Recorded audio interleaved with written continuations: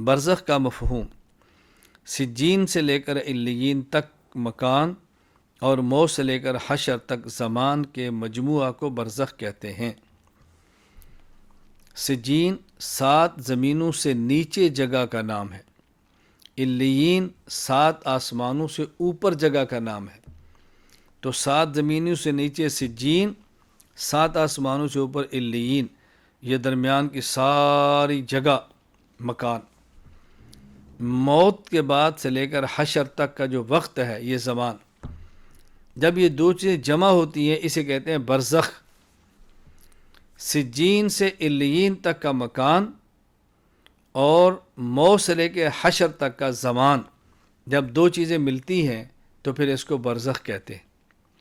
یہ معنی سمجھ آ گیا تو نظریہ سمجھ آئے گا، عقیدہ سمجھ آئے گا، اشکالات ختم ہو جائیں گے۔ برزخ میں عذاب ہو رہا ہے کس کو؟ فرعون کو۔ لوگ کہتے ہیں فرعون تو اسی زمین پر ہے، اس کی تو قبر ہے ہی نہیں۔ ہم نے بتایا کہ قبر کہتے ہیں جہاں میت یا میت کے جزا وہی قبر ہے، گڑھا ضروری نہیں۔ برزخ کا عذاب کیسے ہے؟ برزخ تو بعد میں تمہارے سامنے ہے۔ سجین سے لے کر علیین تک کا مکان، یہ ساری جگہ، فرعون اس کے اندر ہے، سے باہر تو نہیں نکلا، تو یہ اس کے لیے برزخ ہے۔ اب دیکھو ہم اسی زمین پر ہیں، اور کتنے لوگ جو دفن ہو کے زمین پر نہیں، زمین پر ان کی میت کو رکھ دیا جاتا ہے، اور دفن بھی ہے تو اسی زمین کے اندر ہے نا، کسی اور جگہ پہ تو نہیں ہے۔ ایک شخص قبر میں دفن ہوتا ہے اور بظاہر سطح عرض سے وہ 3 فٹ نیچے ہے، 4 فٹ نیچے ہے، اور ایک شخص بیسمنٹ کے اندر رہتا ہے، تہ خانہ اور بیسمنٹ وہ 10 میٹر نیچے ہے۔ کہاں کہ بیسمنٹ کی 5 منزلیں ہوتی ہیں نیچے کی جانب، اور نیچے کی جانب 5 اس کے طبقات ہوتے ہیں۔ اب آپ بتائیں، وہ تو میت سے بھی نیچے ہے، وہ برزخ میں نہیں ہے اور یہ برزخ میں ہے۔ کیوں؟ اس لیے یہ شخص جس کی سانس چل رہی ہے، اس کا بھی زمانہ شروع نہیں ہوا، زمانہ موت کے بعد کا ہو۔ ہم یہاں اسی زمین پر ہیں، ہمیں مکان تو ملا ہے سجین سے علیین تک، ابھی زمان نہیں ملا جو موت سے حشر تک ہے۔ اور جو فوت ہو گیا اس کو مکان بھی مل گیا اور زمان بھی مل گیا۔ تو برزخ نام ہے سجین سے لے کر علیین تک کے مکان کا، اور موت سے لے کر حشر تک کے زمان کا۔ دو چیزیں ملیں تو پھر کہتے ہیں یہ برزخ ہے، پردہ ہے۔ اب یہ پردے میں چلا گیا، اب اس سے ہونے والے حالات ہمیں نظر نہیں آئیں گے۔ اس کو ثواب بھی ہوگا، عذاب بھی ہوگا، چیخیں بھی نکلیں گی اگر کافر ہے، راحت بھی محسوس کرے گا مومن ہے، لیکن ہمیں نظر نہیں آئے گا۔ کیوں؟ یہ برزخ اور پردے کے اندر چلا گیا ہے۔ قبر میں حیات: موت کے بعد قیامت سے پہلے قبر اور برزخ میں مردے کے جسم سے روح کا اتنا تعلق قائم کر دیا جاتا ہے جس کی وجہ سے اسے ایک قسم کی حیات ملتی ہے۔ قبر کی حیات نظر نہ آنے والی مخفی حیات ہوتی ہے، نہ آنکھ سے نظر آتی ہے اور نہ ہاتھ لگانے سے محسوس ہوتی ہے۔ قبر میں انسان کو حیات ملتی ہے، جسے کہتا ہے نوع من الحیات، معمولی حیات۔ توجہ رکھنا، عام انسان کی بات ہو رہی ہے، نوع من الحیات، انبیاء علیہ السلام کی نہیں۔ اسے کہتے ہیں اتنی حیات قدر ما یتلذذ و یتألم۔ مومن ہے اور نیک ہے تو لذت محسوس کر سکتا ہے، کافر ہے یا فاسق ہے تو الم اور دکھ محسوس کرتا ہے۔ اتنی سی حیات اس کو ملتی ہے قبر میں، یہی اس کی قبر والی حیات ہے۔ اور یہ قبر والی حیات مخفی ہے، اس دنیا والے بندے کو نظر نہیں آ رہی۔ تو ہمیں نظر نہ آنے کا معنی کہ حیات ہی نہیں ہے، اللہ تعالیٰ کی ذات نظر نہیں آتی تو کہ ہم کہہ دیں کہ اللہ ہی نہیں ہے کہ نظر نہیں آ رہا؟ دنیا میں کتنی چیزیں نظر نہیں آتی لیکن اس کو مانا جاتا ہے، اسی کا نام ایمان بالغیب ہے۔ نظر نہ آئے پھر بھی مانے، ایمان بالغیب۔ محسوس نہ ہو تب بھی مانے، ایمان بالغیب۔ سمجھ نہ آئے تب بھی مانے، ایمان بالغیب ہے۔ تو قبر میں حیات موجود ہے لیکن وہ حیات مخفی ہے، حیات نوع من الحیات ہے، قدر ما یتلذذ و یتألم ہے، اور وہ حیات نظر نہ آنے والی حیات ہے جس پر اعتقاد رکھنا ایمان کا حصہ ہے۔ قبر میں سوال و جواب: مردے سے قبر میں سوالات کے لیے دو فرشتے منکر اور نکیر آتے ہیں۔ وہ انسان کو بٹھاتے ہیں اور تین سوال کرتے ہیں، من ربک، تیرا رب کون ہے، من نبیک، تیرا نبی کون ہے، ما دینک، تیرا دین کیا ہے۔ مومن ان تینوں سوالات کے جوابات دے دیتا ہے، جبکہ کافر جوابات نہیں دے سکتا۔ جب میت کو قبر میں دفنا دیا جاتا ہے، اس کو قبر میں بٹھایا جاتا ہے، اس کی روح کا تعلق جوڑا جاتا ہے، پھر اس میت سے سوال ہوتے ہیں۔ مومن ہے تو جب سوال ہو من ربک، تیرا رب کون ہے، کہتا ہے ربی اللہ، میرا رب اللہ ہے۔ من نبیک، تیرا نبی کون ہے، جواب دیتا ہے نبی محمد صلی اللہ علیہ وسلم۔ پوچھا جائے ما دینک، تیرا دین کیا ہے، جواب دے گا دینی الاسلام، میرا دین اسلام ہے۔ پھر اس کے لیے تحت نگاہ قبر کھل جاتی ہے، جنت کا لباس دیا جاتا ہے، جنت کا بچھونا دیا جاتا ہے، جنت سے خوشبو اور ہوا اس کے لیے کھول دی جاتی ہے۔ اللہ اکبر، جنت کا دروازہ کھل جاتا ہے۔ جب کافر ہے کہتا ہے مجھے کچھ نہیں پتہ، لوگ دنیا میں جو کہتے تھے میں سنتا تھا، باقی مجھے کچھ نہیں پتہ۔ اس کو جہنم کا لباس دیا جاتا ہے، اس کو جہنم کا بچھونا دیا جاتا ہے، جہنم کا دروازہ کھولا جاتا ہے، جہنم گرمی اور تپش اس کے پاس آتی ہے، اس پر آگ پیش ہوتی ہے، یہ اس کے لیے پھر قبر میں عذاب ہوتا ہے۔ تو قبر میں روح اور جسم کا تعلق بھی ہے۔ قبر میں اچھا ہے تو ثواب ہے، برا ہے تو عذاب ہے۔ قبر میں زندگی ہے، قبر میں حیات ہے، اس بات کو ماننا ایمان کا حصہ ہے۔ قبر میں سوال و جواب۔ مردے سے قبر میں تین سوالات کے لیے دو فرشتے منکر اور نکیر آتے ہیں۔ وہ انسان کو بٹھاتے ہیں اور تین سوال کرتے ہیں، من ربک، تیرا رب کون ہے، من نبیک، تیرا نبی کون ہے، ما دینک، تیرا دین کیا ہے۔ مومن ان تینوں سوالات کے جواب دے دیتا ہے، جبکہ کافر جوابات نہیں دے سکتا۔ قبر جہاں میت یا میت کے اجزاء ہوں، اور سجین سے لے کر علیین تک مکان، اور موت سے لے کر حشر تک کا زمان برزخ میں ہو، اس کی روح لٹائی جاتی ہے، اس کو بٹھایا جاتا ہے اور اس سے تین سوالات کیے جاتے ہیں۔ تیرا رب کون ہے، مومنت کہتا ہے ربی اللہ، میرا رب اللہ ہے۔ تیرا نبی کون ہے، مومنت کہتا ہے نبی محمد صلی اللہ علیہ وسلم، میرے نبی حضرت محمد ہیں۔ ما دینک، مومنت کہتا ہے دین الاسلام، میرا دین اسلام ہے۔ کافر ہے تو کہتا ہے مجھے کچھ نہیں پتہ، لا ادری، میں نہیں جانتا۔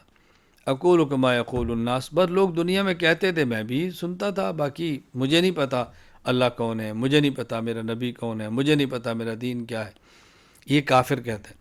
یہ ذہن نشین فرما لیں کہ جو قبر میں سوالات ہوتے ہیں اس کے لیے الفاظ یہ ہیں، اور بعض احادیث میں دوسرے الفاظ بھی آئے ہیں، ما تقول فی ھذا الرجل محمد صلی اللہ علیہ وسلم، یہ الفاظ بھی آئے ہیں، اور نبی محمد بھی آیا ہے، اور کہیں خاتم النبیین کا لفظ بھی آیا ہے، کئی الفاظ اور بھی آئے ہیں، لیکن ان سب کا خلاصہ اور بنیاد یہی تین سوال ہیں۔ تیرا رب کون ہے، تیرا نبی کون ہے، تیرا دین کیا ہے۔ یہ اعتقاد رکھنا ضروری ہے کہ قبر میں حیات بھی ہوتی ہے اگرچہ مخفی ہو، قبر میں سوال و جواب بھی ہوتا ہے اگرچہ باہر والوں کو نظر نہ آئے، قبر میں منکر اور نکیر دو فرشتے بھی آتے ہیں اگرچہ ہم اس کو محسوس نہ کریں، باہر سے نہ سن سکیں، لیکن قبر برحق ہے، قبر کے سوالات برحق ہیں، ملائکہ کا آنا برحق ہے، اور سوال و جواب برحق ہیں، ثواب و عذاب برحق ہے۔ قبر میں ثواب و عذاب، جو انسان ان تین سوالات کے جواب دیتا ہے اس کو قبر میں سکون و آرام ملتا ہے، اسے جنت کا لباس، جنت کا بستر دیا جاتا ہے، اس کے لیے جنت کی کھڑکی کھول دی جاتی ہے جس سے جنت کی خوشبو اور ٹھنڈی ہوا اس کی قبر میں پہنچتی رہتی ہے، اس کی قبر کو تحد نگاہ وسیع کر دیا جاتا ہے، اور اس کی قبر کو جنت کا باغ بنا دیا جاتا ہے، اور جو ان تین سوالوں کے جواب نہیں دیتا اس کی قبر کو اس کے لیے تنگ کر دیا جاتا ہے، اسے جہنم کا لباس پہنایا جاتا ہے، جہنم کا بستر دیا جاتا ہے، اس کی قبر کی طرف جہنم کی کھڑکی کھول دی جاتی ہے جس سے جہنم کی تپش اور جہنم کا دھواں آتا رہتا ہے۔ دیکھو ہم بتا چکے ہیں کہ قبر میں، قبر موت سے حشر تک برزخ، اس میں سوال اور جواب اجمالی ہے، یہ قیامت صغریٰ ہے۔ ثواب اور عذاب بھی اجمالی ہے۔ یہاں جنت میں داخل نہیں کیا جاتا، جنت کی کھڑکی کھول لیتے ہیں، فیاتی ہے من طیبہا و روحہا، جنت کی خوشبو اور ہوا آتی ہے۔ جہنم میں داخل نہیں کیا جاتا اگر کافر ہے، جہنم کی کھڑکی اور دروازہ کھولا جاتا ہے، فیاتی ہے من سمومہا، وہاں جہنم کی لو اور گرم ہوا وہاں پہ آتی ہے۔ یہ دیکھتا ہے کہ میں نے بالآخر اس میں جانا ہے۔ مومن ہے تو خوشیاں محسوس کرتا ہے کہ جنت میں جانا ہے، کافر ہے تو دکھ محسوس کرتا ہے کہ میں نے جہنم کے عذاب کے اندر جانا ہے۔ تو قبر میں ثواب و عذاب برحق ہے، قبر میں ثواب و عذاب برحق ہے، قبر میں ثواب و عذاب برحق ہے۔ ایصال ثواب، انسان عمل کر کے اجر خود لے تو اسے ثواب کہتے ہیں، اور عمل کر کے اس کا اجر کسی اور کو دے تو اسے ایصال ثواب کہتے ہیں۔ اہل السنت والجماع کے ہاں ثواب اور ایصال ثواب دونوں برحق ہیں۔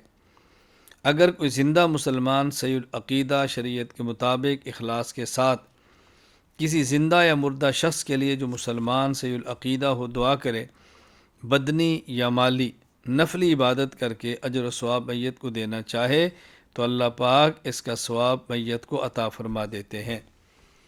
کوئی عمل کرنا ثواب خود لینا، کوئی عمل کرنا اجر خود لینا ثواب ہے، عمل کرنا اجر کسی اور کو دینا یہ ایصال ثواب ہے، اور یہ اللہ کا کرم کا معاملہ ہے، یہ نظام کرم ہے، قانون کرم ہے، قانون عدل نہیں ہے۔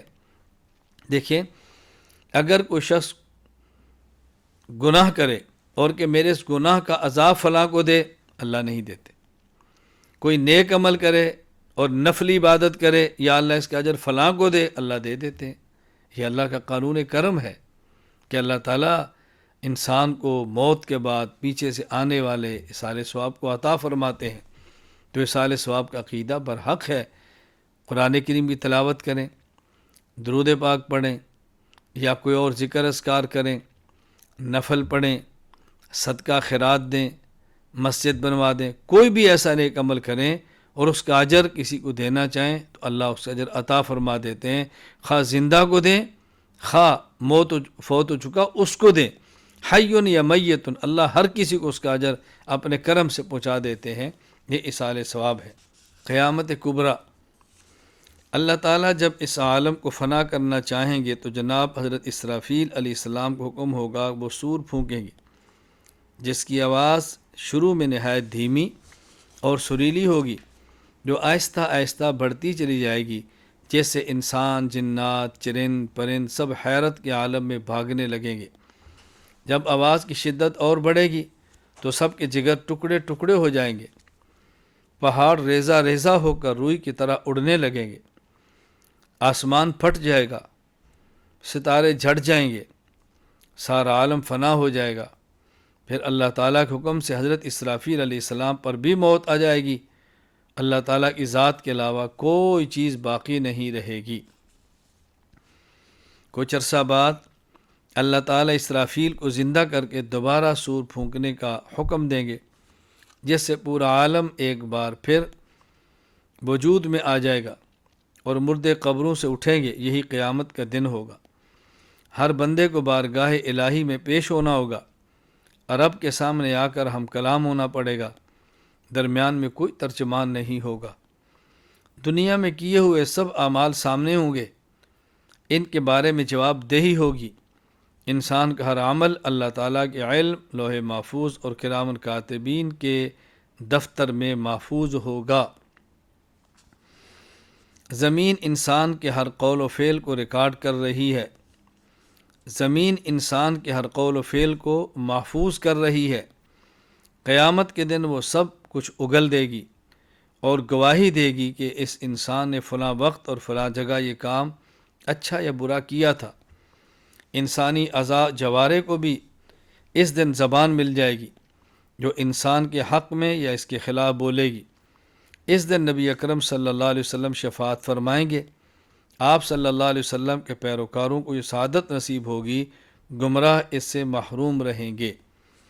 قیامت کا دن دنیا کے دنوں کے اعتبار سے 50,000 سال کا ہوگا۔ اس دن ایک ترازو قائم ہوگا جس کے ذریعے اعمال تولے جائیں گے، جہنم کے پشت پر پل صراط قائم ہوگا، جو بال سے زیادہ باریک اور تلوار سے زیادہ تیز ہوگا، اس کی مسافت 1500 سال کی ہوگی، ہر شخص کی رفتار اس کے اعمال کے مطابق ہوگی۔ اس دن موت کو ایک دمبے کی شکل میں لا کر ذبح کر دیا جائے گا۔ قیامت کی علامات صغریٰ یعنی چھوٹی نشانیاں۔ علامات صغریٰ سے مراد وہ علامتیں ہیں جو حضور صلی اللہ علیہ وسلم کی پیدائش سے لے کر حضرت مہدی علیہ رضوان کی آمد تک وقوع پذیر ہوں گی۔ ان میں سے کچھ علامات ظاہر ہو چکی ہیں اور کچھ باقی ہیں۔ یعنی قیامت کی دو قسم کی علامات ہیں، بعض علامات صغریٰ چھوٹی علامات، بعض علامات کبریٰ یعنی بڑی علامات۔ اب ان میں فرق کیا ہے؟ علامات صغریٰ کن علامات کو کہیں گے، علامات کبریٰ کن علامات کو کہیں گے، چھوٹی علامات کون سی کہلائیں گی اور بڑی علامات کون سی کہیں گی، قیامت کی چھوٹی نشانیاں کون سی ہے، قیامت کی بڑی نشانیاں کون سی ہے۔ تو حضور اکرم صلی اللہ علیہ وسلم سے لے کے حضرت مہدی رضی اللہ عنہ کی پیدائش تک ان علامات کو قیامت کی علامات صغریٰ چھوٹی علامات اور چھوٹی نشانیاں کہتے ہیں، اور حضرت مہدی کے آنے سے لے کر اگلی ساری علامات یہ سب قیامت کی علامات کبریٰ، بڑی علامات اور قیامت کی بڑی نشانیاں ہیں۔ یہ بات ذہن نشین فرما لیں کہ حضور اکرم صلی اللہ علیہ وسلم کی پیدائش مبارک، رسول اکرم صلی اللہ علیہ وسلم کا وجود مبارک کائنات کی سب سے بڑی نعمت ہے، کائنات کی سب سے بڑی نعمت ہے۔ کہیں اس غلط فہمی میں نہ رہنا کہ ہم اس کو چھوٹی نشانی کہہ رہے ہیں تو الیاذ باللہ حضور اکرم صلی اللہ علیہ وسلم کی شان اقدس میں ہم کو بات کہنا چاہ رہے ہیں۔ خدا نہ کرے، اللہ نہ کرے۔ بتانا یہ مقصود ہے کہ جب ہم کہتے ہیں قیامت کی چھوٹی نشانی یا بڑی نشانی، اس کا مطلب کیا ہے؟ وجود اطہر آپ کا بہت بڑی اللہ کی نعمت ہے، لیکن آپ کے وجود اطہر کے بعد قیامت نے آنا ہے۔ جس طرح آپ نے ارشاد فرمایا کہ میں اور قیامت اس طرح ہے، اس طرح کا معنی کہ میرے بعد اب کوئی اور نبی پیدا نہیں ہوگا، میں آخری نبی ہوں، میرے بعد قیامت ہی آنی ہے۔ یہ بات اچھی طرح ذہن نشین فرما لیں۔ نمبر 1، چرواہے اور کم درجے کے لوگ فخر و نمود کے طور پر اونچی اونچی عمارتیں بنائیں گے، یعنی لوگ اپنی ذات کے اعتبار سے چھوٹے ہوں گے، پیشے کے اعتبار سے چھوٹے ہوں گے، اور کسی وجہ سے پیسہ ہاتھ آ جائے گا، وہ اقوام میں اور قوموں میں اور لوگوں میں چھوٹے درجے کے لوگ شمار ہوتے ہوں گے، لیکن پیسہ ہاتھ میں آئے گا تو بڑی بڑی عمارتیں بنائیں گے۔ نمبر 2، ظلم و ستم عام ہوگا، ظلم و ستم عام ہوگا، ظلم بہت ہوگا، کوئی روکنے والا بھی نہیں ہوگا۔ نمبر 3، شرم و حیا اٹھ جائے گا، بے حیائی عام ہوگی، بے شرمی عام ہوگی، آنکھوں میں حیا نہیں ہوگا، زبان پہ حیا نہیں ہوگا، معاشرے میں شرم و حیا اٹھنی شروع ہو جائے گی۔ نمبر 4، شراب کو نبیذ، سود کو خرید و فروخت اور رشوت کو ہدیہ کا نام دیا جائے گا۔ نبیذ کھجوریں رات کو پانی میں بھگو دیں اور صبح وہ کھجور کا پانی میٹھا، اسے کہیں گے نبیذ۔ تو لوگ کہیں گے بھی جس طرح کھجور کو آپ میٹھا کر لے، کھجور کے پانی کو آپ نے پی لیا ہے، کھجور بھگوئی ہے اور مٹھاس آ گئی ہے، یہی شراب ہے، اور شراب کوئی نئی چیز تو نہیں ہے الیاذ باللہ۔ تو یوں شراب کو نبیذ تمر کہہ دیا جائے گا، اور سود کو لوگ خرید و فروخت کہیں گے کہ جس طرح آپ کوئی اور چیز بیچتے ہیں اور منافع کماتے ہیں، تو ہم نے پیسے کے بدلے میں، روپے کے بدلے میں، ڈالر کے بدلے میں، سونے کے بدلے میں لیا ہے، تو اگر اس میں اونچ نیچ ہوگی تو کیا ہے؟ یہ بھی تو ایک تجارت ہی ہے الیاذ باللہ۔ اور رشوت کو ہدیہ کا نام دیں گے، یعنی ایک ناجائز کام کرائیں گے اور اس پر رشوت دیں گے، اور یا جائز کام ہوگا لیکن دینے والا مجبور ہوگا، اس کے بعد اس کا کام نہیں ہوگا تو کہیں جی ہمارے طرف سے آپ ہدیہ رکھ لیں، تو ہوگا رشوت اور لوگ اس کو ہدیہ کہیں گے۔ نمبر 5، علم اٹھ جائے گا اور جہل زیادہ ہو جائے گا، علم کم ہو جائے گا، علم نہیں رہے گا، جہالت عام ہو جائے گی، اور سب سے بڑا ظلم یہ ہے کہ جاہل بھی خود کو اہل علم سمجھیں گے۔ نمبر 6، سرکاری خزانوں کو حکومتی لوگ لوٹیں گے۔ کوئی اسمبلی میں ہے، صوبائی اسمبلی میں، قومی اسمبلی میں، سینٹ میں ہے، یا جو بھی اپنے عہدے کا ناجائز استعمال کریں گے۔ اس سے مراد صرف اسمبلی اور سینٹ کے لوگ نہیں ہیں، کوئی بھی شخص جو حکومت کا عہدیدار ہے تو حکومتی اموال کو اس عہدے کی بنیاد پہ ہڑپ کریں گے۔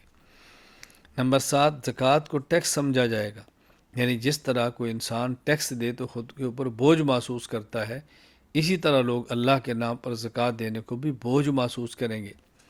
نمبر 8، دین کو دنیا کے لیے استعمال کیا جائے گا۔ کوئی انسان دین کا سبق دیتا ہے، مقصود دنیا ہے، علم پڑھاتا ہے، مقصود تنخواہ ہے، کوئی بیان کرتا ہے، مقصود کمانا ہے، قرآن کریم کی تلاوت کرتا ہے، مقصد پیسہ ہے، نعت پڑھتا ہے، مقصد پیسہ ہے، تو یہ مقصد دنیا کو بنا لیا جائے گا۔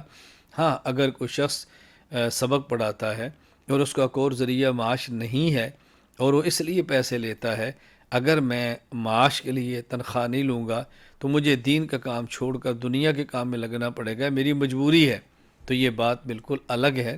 یہ نہ سمجھا جائے کہ مؤذن کے لیے تنخواہ لینا، امام کے لیے تنخواہ لینا، دین پڑھانے والے کے لیے تنخواہ لینا کہ وہ بھی دنیا کے لیے ہے اور یہ اس کے اندر شامل ہے۔ ہرگز ایسی بات نہیں۔ ایک ہے دین کی خدمت کرنا اور کوئی اور ذریعہ معاش نہ ہونا اور مجبوری اور ضرورت کی وجہ سے معاوضہ لے لینا، یہ الگ بات ہے۔ اور ایک یہ ہے کہ دین بیان کرنے سے، دین پڑھانے سے مقصود دنیا ہو، یہ بات الگ ہے۔ دونوں میں فرق اچھی طرح سے نشین فرما لیں۔ نمبر 9، شوہر بیوی کی اطاعت کرے گا اور ماں کی نافرمانی کرے گا، یعنی ایک ایسا حق جو ماں کا ہے اس کو چھوڑ دے اور اس کے بدلے میں بیوی کی سائڈ لے۔ یہ معنی ہے کہ بیوی کی اطاعت کرے گا اور ماں کی نافرمانی کرے گا، مگر نہ اپنی بیوی کو خوش رکھنا، بیوی کے ساتھ دل لگی کرنا، بیوی کی ضرورتیں پوری کرنا، یہ بیوی کی اطاعت اور ماں کی نافرمانی نہیں۔ ماں کا اپنا حق ہے، بیوی کا اپنا حق ہے، یعنی اپنی بیوی کی رعایت میں ماں کی نافرمانی کرے گا، یہ قیامت کی علامت ہے۔ باقی ہماری ماؤں کو بھی یہ بات سمجھنی چاہیے کہ جو بیاہ کر ہم بہو لائے ہیں، جو ہمارے گھر میں آئی ہماری بیٹی ہے، اس کا بھی حق ہے۔ بس اوقات مائیں بھی غلط طرز اختیار کرتی ہیں، ساس غلط رویہ اپناتی ہے آنے والی بہو کے ساتھ، یہ ٹھیک نہیں ہے۔ اس کی زندگی ہے، اس کو شوہر کے ساتھ خوش رہنے دیں، اس کو شوہر کے ساتھ رہنے کا موقع دیں۔ بات بات پہ اپنی بات اپنے بیٹے کو مت بنوائیں کہ تم اس کو چھوڑو اور میری بات مانو، اس کا خیال نہ کرو، میرا خیال کرو، یہ بھی ٹھیک نہیں ہے۔ ذرا ان چیزوں کو اچھی طرح سمجھنا چاہیے۔ بہرحال قیامت کی نشانی یہ ہے کہ ایک جائز خواہش ماں کی ہے، وہ پوری نہ کی جائے، اس کے مقابلے میں بیوی کی بات مانی جائے تو یہ ٹھیک نہیں، یہ ہے علامت قیامت۔ نمبر 10، دوست سے پیار کرے گا اور باپ سے بے توجہی کرے گا، یعنی عشاء کے بعد کا وقت ہے، گھر میں باپ منتظر ہے اور باپ کی بجائے دوست کے ساتھ بیٹھا ہوا ہے۔ ایک باپ کا تقاضا ہے وہ پورا نہیں کر رہا، دوست کے تقاضے پورے کر رہا ہے۔ باپ کو وقت دینا چاہیے، نہیں دے رہا، اور دوستوں کو وقت دے رہا ہے، یہ معنی ہے۔ اس کا یہ معنی ہرگز نہیں ہے کہ دوستوں کو وقت نہ دیا جائے، دوستوں کو وقت دیں لیکن والد کو ترجیح دیں، دوستوں کے ساتھ بیٹھیں لیکن باپ کا حق مقدم سمجھے، اس کو پہلے ادا کریں، بعد میں دوست ہیں، والد پہلے ہے۔ نمبر 11، ذلیل اور فاسق شخص قوم کے سردار بن جائیں گے، یعنی گھٹیا لوگ، بد کردار لوگ رعب سے، دبدبے سے، اپنی قوت اور طاقت سے سرداری کریں گے۔ نمبر 12، گانا گانے والیوں کا بول بالا ہوگا، یعنی گانے والیوں کو معاشرے میں عزت کی نگاہ سے دیکھا جائے، گانے والیوں کو پروٹوکول دیا جائے اور گانے والیوں کو بڑا اچھا سمجھا جائے، یہ قیامت کی نشانی ہے۔ نمبر 13، مسجد میں زور زور سے باتیں ہوں۔ مسجد میں زور زور سے باتیں ہونے کا مطلب یہ ہے کہ دنیا کی باتیں مسجد میں کی جائیں یا دین کی بات پر جتنی ضرورت نہ ہو اتنا اونچا بولیں، یہ قیامت کی نشانی ہے۔ سامنے بیان سننے والے 15 بندے ہیں اور زور اتنا ہے جس طرح 1500 بندوں کے اندر لگایا جاتا ہے۔ مسجد میں نماز ہو رہی ہے اور امام کے جو مقتدی اتنے ہیں کہ وہ 5 ہیں یا 10 ہیں یا ایک صف ہے، اور لاؤڈ سپیکر لگا کر پورے مسجد میں اور مسجد سے باہر تک آواز، یہ بات ذہن نشین فرما لیں کہ مسجد میں زور زور سے باتیں کرنا یہ بھی ٹھیک نہیں ہے، اور اتنا اونچا بیان کرنا جس کی ضرورت نہ ہو یہ بھی ٹھیک نہیں ہے۔ ہاں کوئی بات ایسی ہے جو تشجیع والی ہے، غیرت والی ہے، بہادری دلانے والی ہے، کوئی شرعی بنیاد پہ برانگیختہ کرنے والی ہے، یہ بات الگ ہے۔ بلا وجہ شور شرابہ مسجد میں قیامت کی نشانی ہے۔ نمبر 14، شراب عام ہوگی۔ شراب عام ہوگی، شراب عام ہونے کا مطلب گناہ ہی نہیں سمجھا جائے گا، عیب ہی نہیں سمجھا جائے گا، دکانیں دن رات کھلی ہوگی، اور مسلمان ملکوں میں بھی ایسے ہوگا، شراب عام ہوگی۔ نمبر 15، اس امت کے آخری لوگ پہلے لوگوں پر لعنت کریں گے، یعنی پہلے جو اکابر گزرے ہیں، جو اسلاف گزرے ہیں، جو دین کی خدمت کر چکے ہیں، بعد میں آنے والے ان پر لعنت کریں گے، ان کو برا کہیں گے، ان کی صحیح تحقیقات کو رد کریں گے اپنی شہرت اور لالچ کے لیے۔ کسی مسئلے پر جو کہ اجتہادی ہے، اگر بعد والے اس اجتہادی مسئلے پر اختلاف کر لیں تو یہ الگ بات ہے، لیکن پہلو والوں کو برا بھلا کہنا، لعن طعن کرنا، یہ بات بالکل الگ ہے۔ نمبر 16، مردوں میں ریشم عام ہو جائے گا۔ ریشم مردوں کے لیے حرام ہے، عورتوں کے لیے جائز ہے۔ سونے کا زیور عورتوں کے لیے جائز ہے اور مردوں کے لیے حرام ہے۔ قیامت کی نشانی یہ ہے کہ مردوں میں ریشم کا رواج ہوگا۔ نمبر 17، جھوٹ کا رواج عام ہو جائے گا۔ بات بات میں جھوٹ بولیں گے، مزاح میں جھوٹ بولیں گے، کاروبار میں جھوٹ بولیں گے۔ اب تو اتنا جھوٹ عام ہے کہ لوگ کہتے ہیں جھوٹ کے بغیر کاروبار ہی نہیں چلتا، جھوٹ کے بغیر بزنس ہی نہیں ہو سکتا۔ الیاذ باللہ، الیاذ باللہ، حاشا وکلا، بہت غلط بات ہے۔ تو جھوٹ عام ہو جائے گا۔